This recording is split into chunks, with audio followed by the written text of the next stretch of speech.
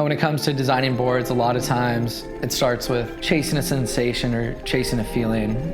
For a long time, I wanted to get really good at nose riding, and I love nose riding, and that sensation just felt so good.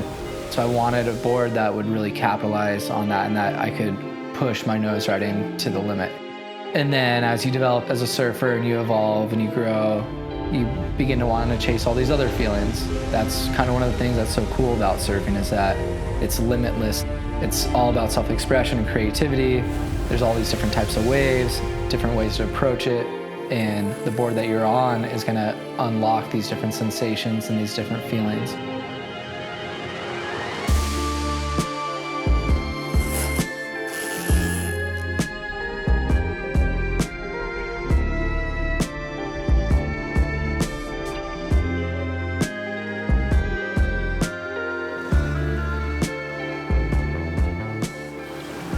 I was lucky enough to have the opportunity from a young age to work with Ricky Carroll, who is a legendary shaper. And when I was 14, that was the first time I went down to his factory, and I was just mesmerized by all the boards and all the craftsmen there.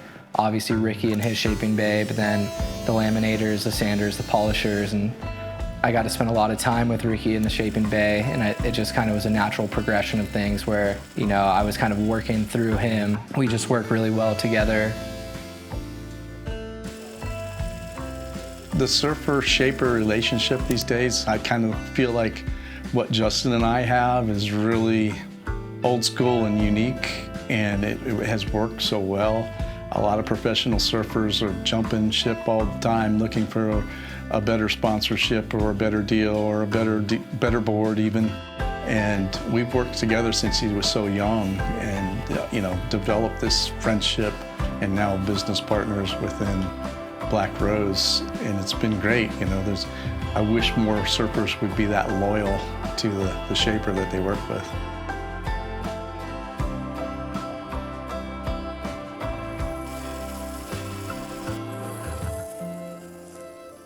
When I first started designing boards, I went from this thing where I was trying to help myself essentially by building the best equipment I could with Ricky to give myself an advantage, whether that was competitively or even free surfing. If it's knee high, I have a board where I can go out there and I'm gonna have just as much fun almost as if it's pumping.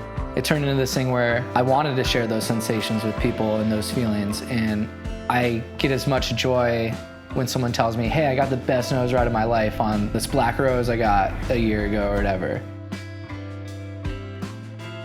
Good design is trial and error.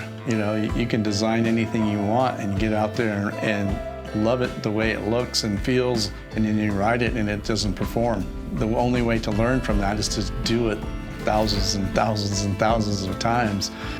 And then when you work with somebody for a long time like Justin, you find out what he means in the language when he says, I want my board to do this.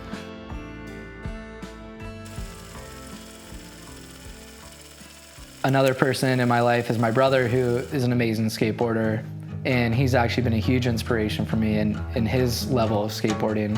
I hit a point in my life where I chose to go the route of surfing, but my brother, around the same time, decided he's going to go the route of skateboarding. His skateboarding has been what has inspired me the most and pushed me the most to step up my surfing.